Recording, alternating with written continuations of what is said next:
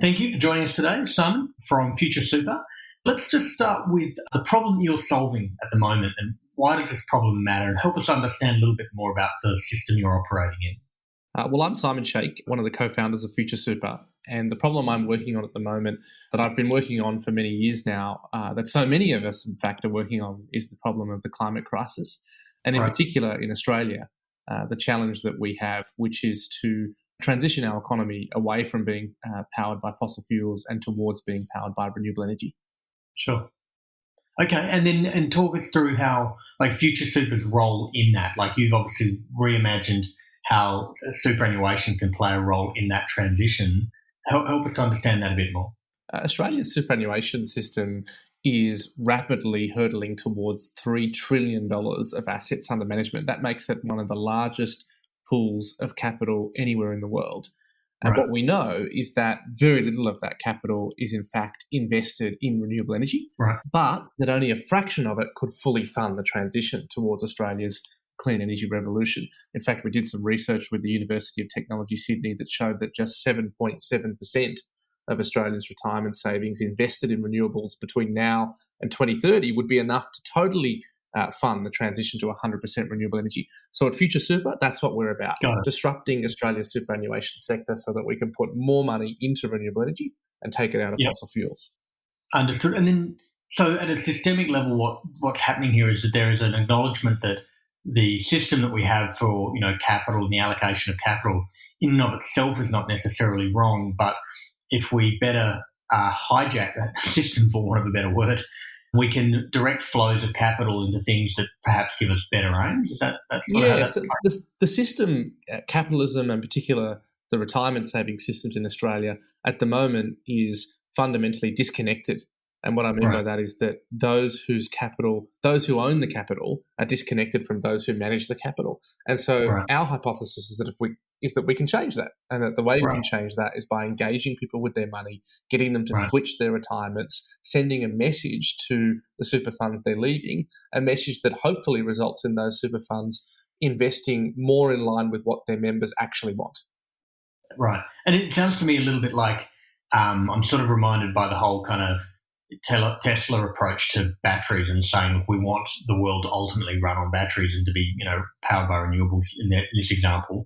There is much making that change, but also shining a light on how that could work in hope to encourage other funds to do the same. Is that sort of the role you're playing here as well? The way I think about our role as Future Super is twofold. First is to be the lighthouse, to show people what the cutting edge of impact investing can look like, and to democratise the lessons from that, but also to be the first domino. And that is to say that we're not going to change Australia's retirement system simply by getting everybody in this country to switch to Future Super. Our point is that we can convince other super funds to go on this journey. And the way we convince them is by taking their customers. It really is quite simple. That's the lever we have. At the end of the day, market forces can be honed and used and hijacked, to use your word from earlier, to drive us towards the change we want. And being that first domino is how we see our role.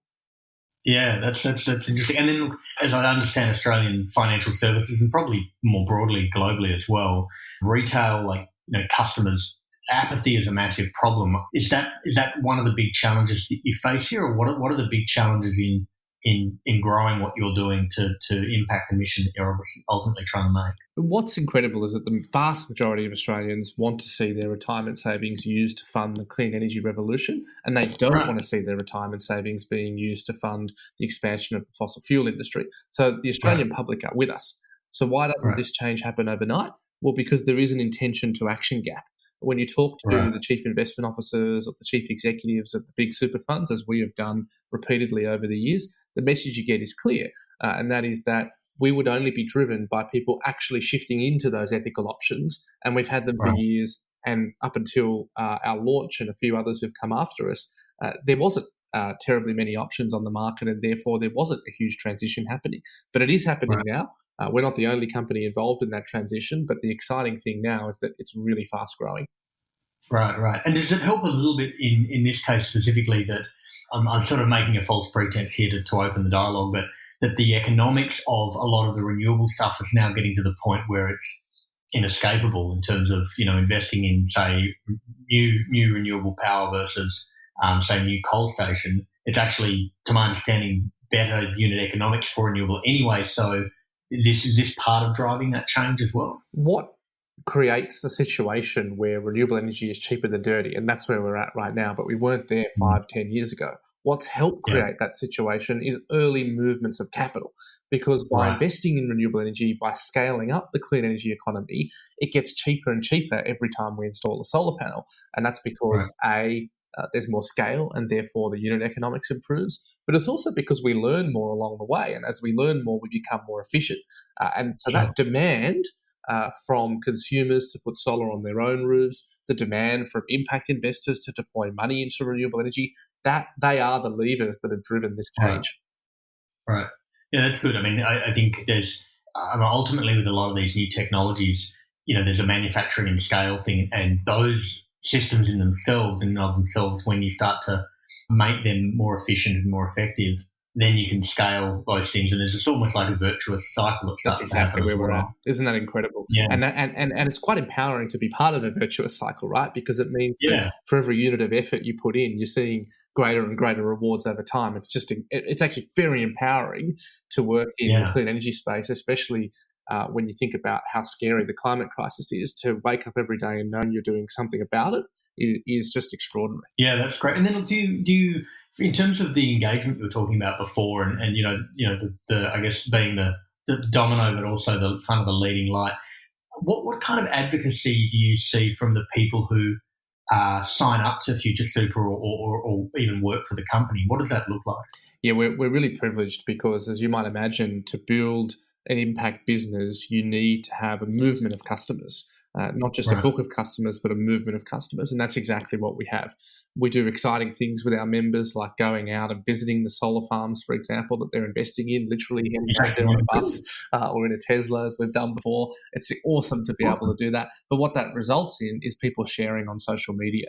We have the highest engagement rate that we've seen in the financial services industry from our customers, huge rate of referrals.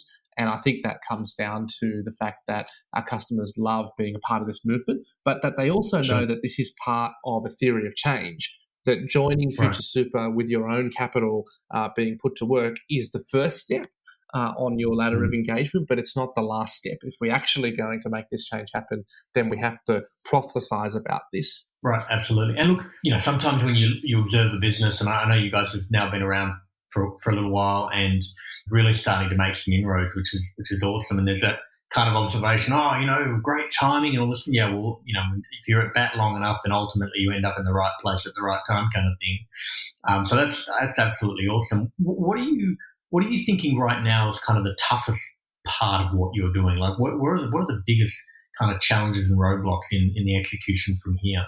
For us, that's a really tough question, because the way my mind works is to break down those bigger problems into a series of smaller problems that we're addressing. Right. So when we think about our business now, we think about how do we address the default supermarket where you've got employers just putting people into random funds.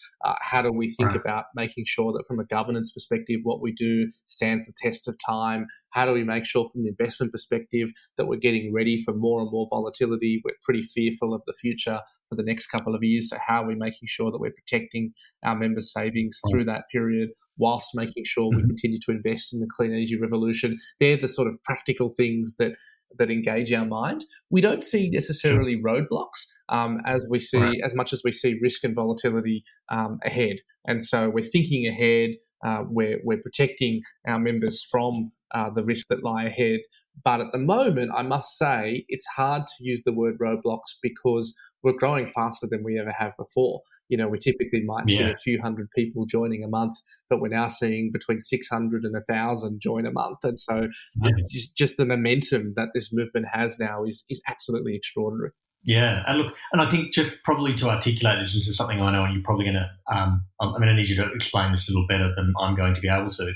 But Future Super is a superannuation fund, but in doing that, you've also created what is effectively managed funds that other funds potentially could pick up, to my understanding, and have also been then directly investing in other renewable projects presumably to offset some of that volatility. Have I understood that correctly? It's more Yeah, I think that's a good way of putting it. There are various ways of putting that. But yes, when we thought about building Future Super, we wanted to do two things. One is put our own capital to work and the capital of our members. Right. And so we do that by investing in, as you said, solar farms, wind farms, battery storage projects. We also invest in mainstream companies like data centers, for example, that are putting solar on their roofs. I mean, there's a whole range of sectors within the economy that our members are exposed to.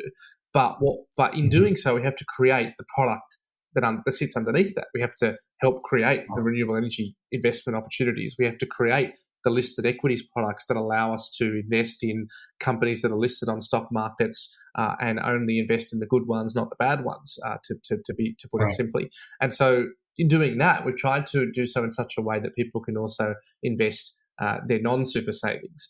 We've also done so in a way that allows institutions to invest, other super funds to leverage what we're doing, copy it and run with it, because what we're trying to do here is as open source as possible, because that's what a revolution looks like. And that's what we're trying to do here, right? We're not trying to build the biggest business. We're trying to change the superannuation sector. And so that means that, for example, we partner with BD Shares, who build exchange-traded funds. That means that anybody can buy a bunch of the companies that we're invested in using an ETF that's listed on the stock exchange. That's the type of initiative that we do, not for our own cause, but in fact to help other people follow what we're doing with their own money. Well, I mean, the higher order cause in a manner of speaking. Yeah, exactly. It's interesting that you do that as well, because if you think about the solar that we were talking about before, by getting to scale, then you get to have a bigger impact with the same underlying investment. And when you work out an investment strategy that is going to align to those higher order ideals of a fossil-free, economy, then you get to leverage that 5 times over, which is not so different to the solar power we were talking about earlier. I think at the end of the day, we have a basic philosophy, which is that we believe that companies that look after people on the planet will perform better over the long term. Right. And that's true for two reasons. One, it's true because it means that there's less risk often associated with companies that aren't out there treating their customers poorly or treating the environment poorly and therefore being regulated in the future. But it's also true because of the trend. The more and more people who consume sustainably, the better off the businesses perform who are exposed to that sector, the better off the investors are who invest in that sector. So if you're out there buying organic food, why shouldn't you invest your superannuation in the companies that stand to benefit from your own consumption? That's another virtuous cycle that we're very lucky to be exposed to. Yeah, and as much as anything, there's not just the underlying funds and the nature of those, but in some respects what the brand actually represents is something that people can then understand and translate into a bunch of actions that they can take, which might be to invest wisely or to rethink their own daily behaviours and, as you said right at the start, better connectivity to, ultimately the impact that they would like to have with their time on the planet and the funds related. Yeah, and it goes beyond finance. I mean, you and I have done some work together investing in energy startups, for example, other clean businesses, sustainable businesses. I mean, there's a whole economy out there.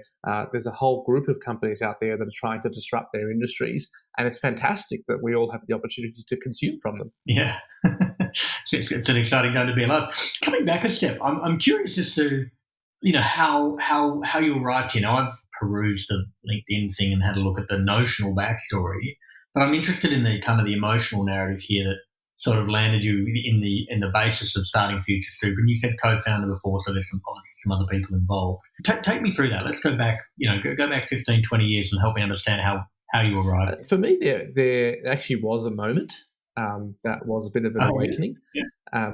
I grew up as the carer of my mother, who had mental health issues and an intellectual disability. And so that was something that early on in my life, obviously not now, but early on in my life, I felt both perhaps embarrassed or ashamed about. Certainly felt that I was different to other people. Of course, it turns out we're all different. Something you learn over time.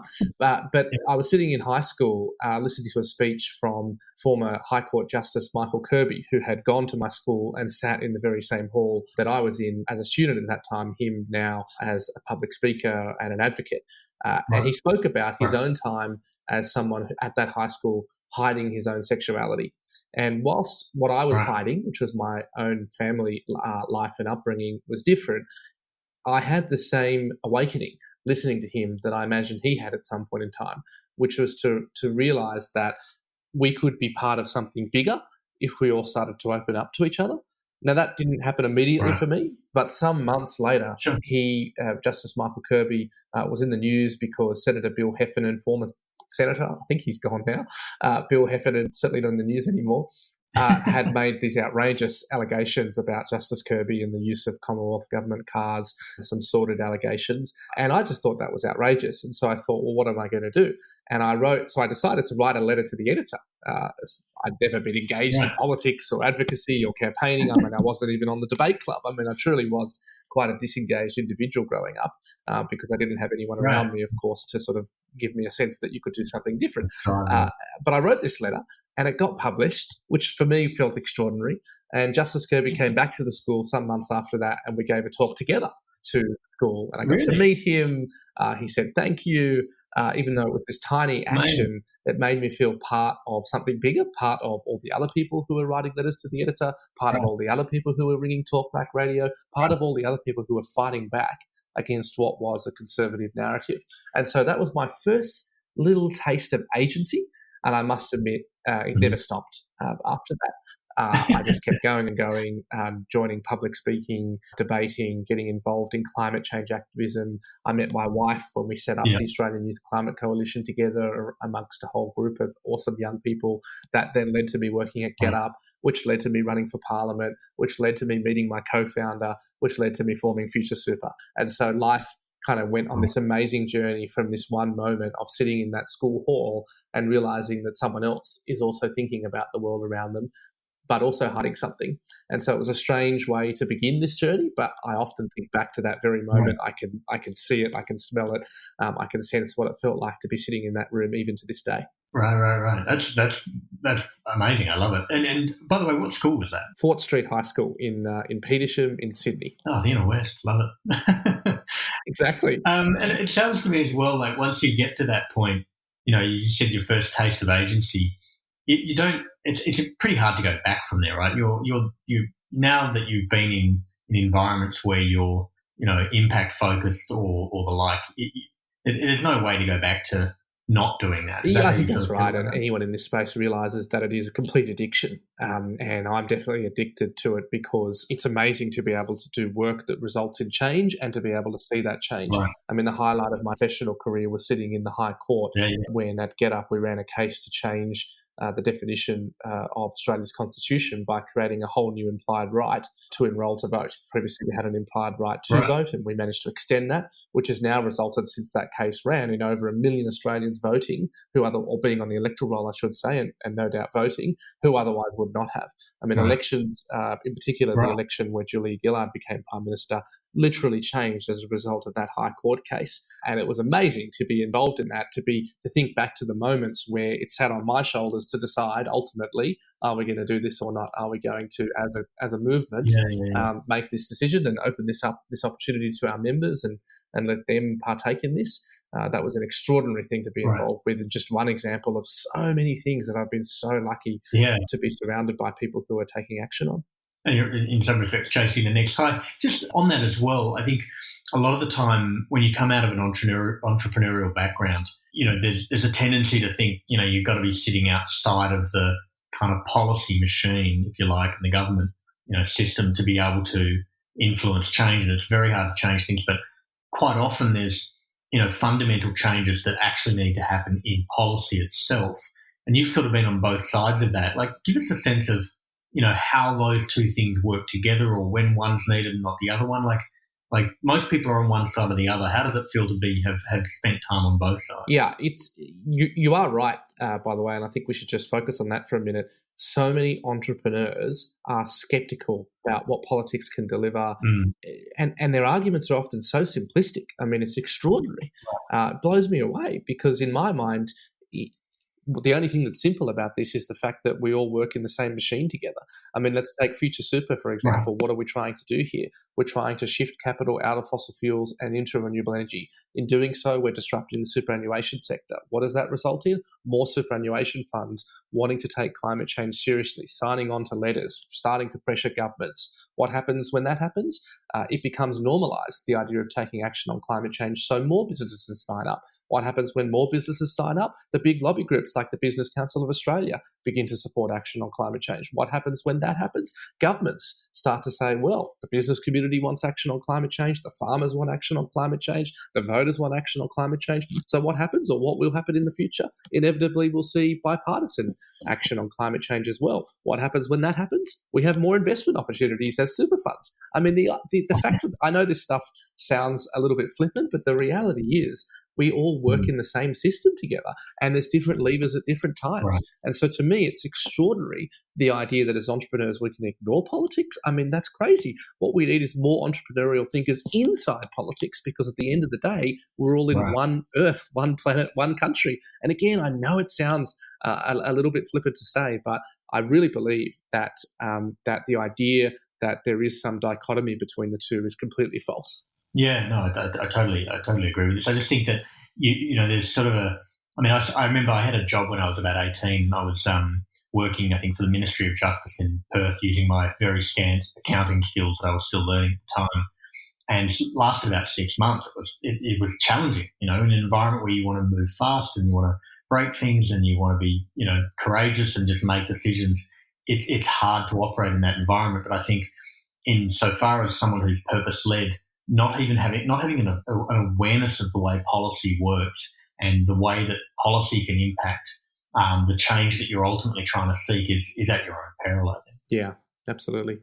Yeah, absolutely. Okay, that's super fascinating. So, just thinking more broadly, so you know, your Future Super's focused on Australia, $3 trillion worth of investable. So, shifting the needle on that is more than enough impact. That's a you know, would be a huge change to make in and of its own right. But obviously, you know, Australia is part of an even larger system, and you know, where do you look to for inspiration? What are you looking at going? They're doing some amazing work here, and it doesn't necessarily have to be in renewable or even in finance related. But you know, what's the kind of stuff that inspires you? Right now, I think the most inspiring thing we're seeing in the world is the mobilisation of young climate activists. Led by Greta Thunberg, for sure, as the most inspirational individual, I think, in my lifetime. But it goes beyond her as well. And in fact, I think what's unique about who inspires me and who is inspiring so many people in the climate world right now is it's young women in particular who are stepping up, who are exercising leadership and are working from a place of courage to pressure all of us. What I think is most interesting, and I actually think most inspiring, but also most challenging about Greta Thunberg, is that it doesn't matter who she's speaking to, it doesn't matter what room she's in, we all feel uncomfortable listening to her because she pushes all of us to realise we're not doing enough. And that is the reality when it comes to climate change. There's not a right side and a wrong side when it comes to climate change. All of us who think we're on the right side actually should be thinking about what more we can do. So urgent is the challenge. And I find that quite inspiring, but also quite challenging because it pushes me outside of my own comfort zone to stop and pause for a minute and reflect on the fact that I get to go to work every day and work on climate action is not enough. It has to be something in our homes as well. The way in which we live our lives, the way in which we do our politics, the way in which we challenge our friends and families to do more, to participate in the revolution that is happening.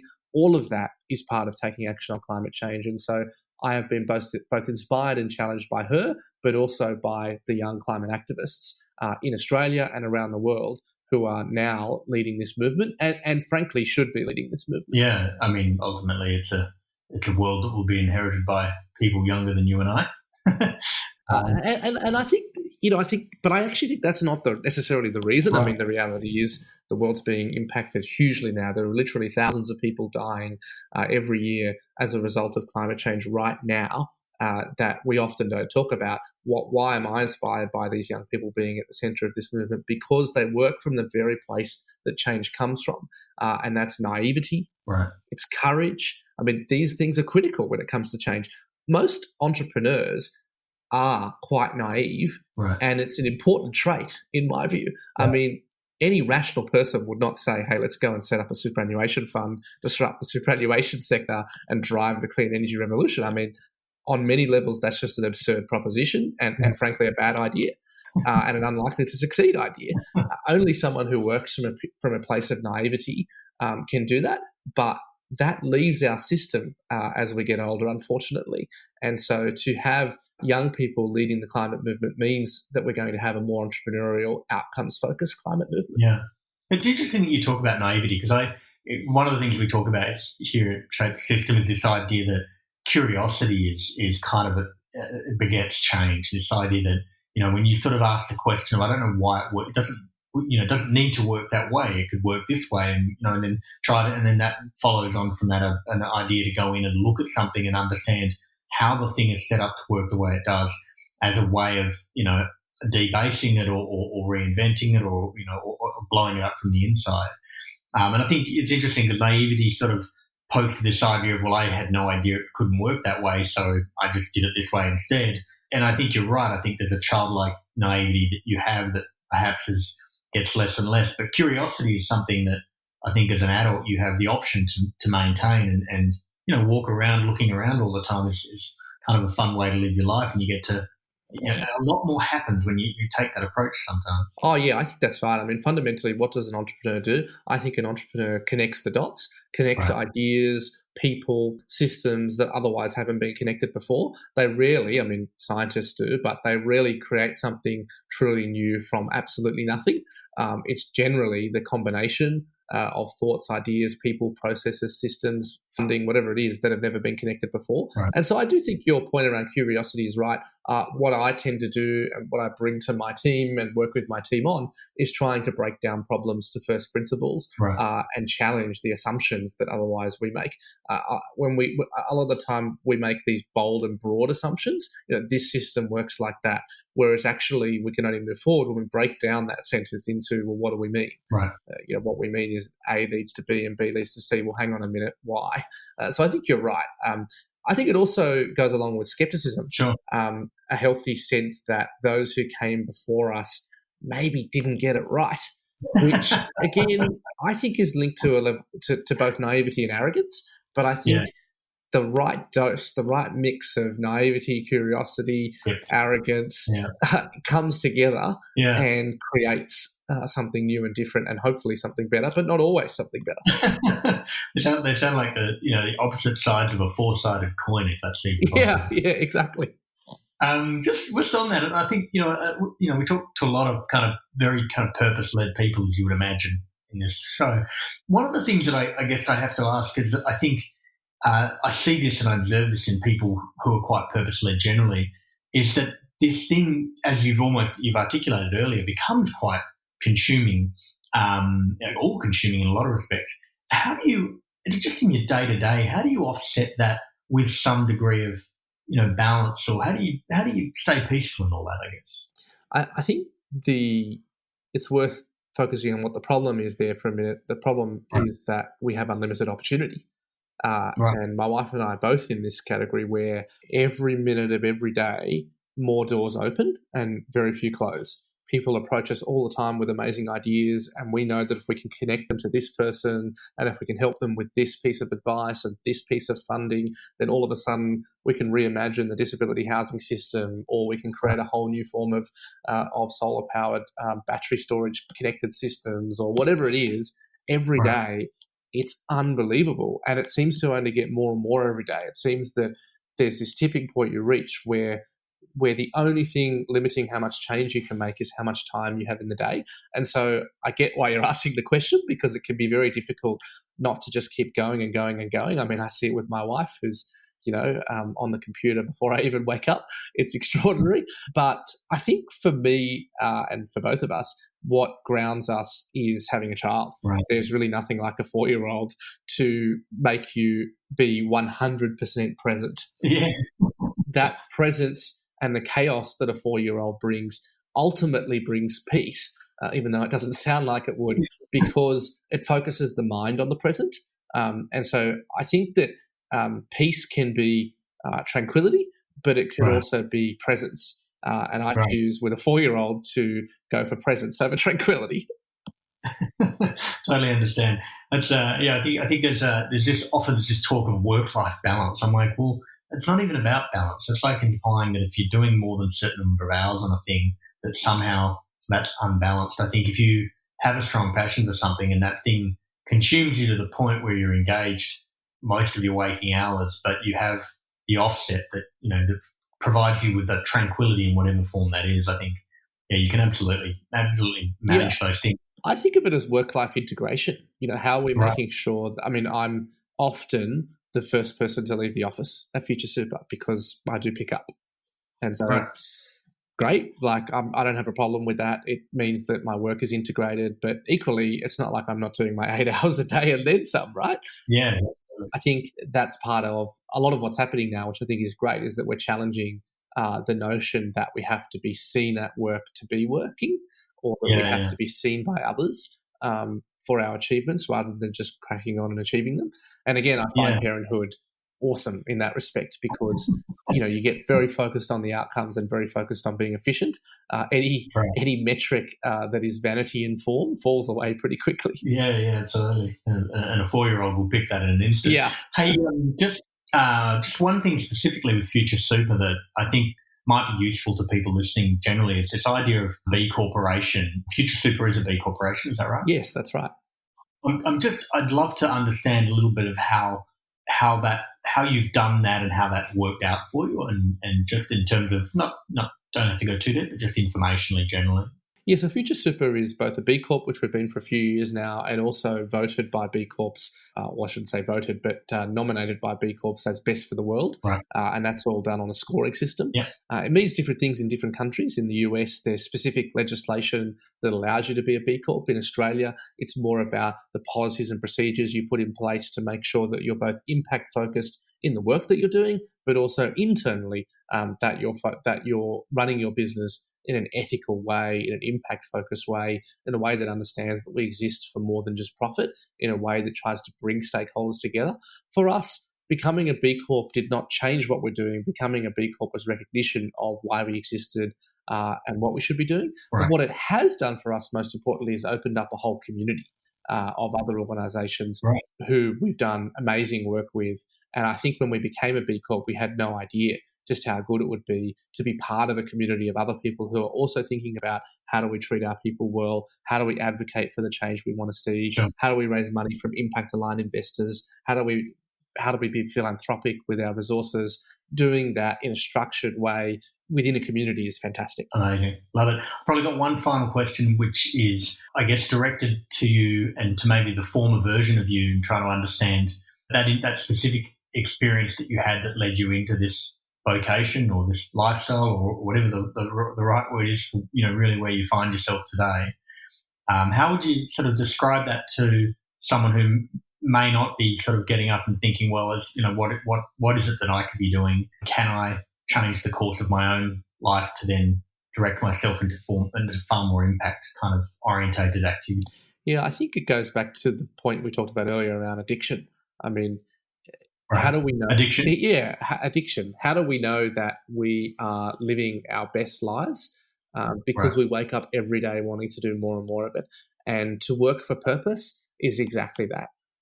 To know that you've got a theory of change, that you've intellectually thought about what you're doing and why it's greater than the sum of its parts, but also to know what your personal values are and where your heart comes into your work, how you work from a position of knowing that you love what you're doing because you're bringing your best self to it. That's exactly what working for change allows you to do.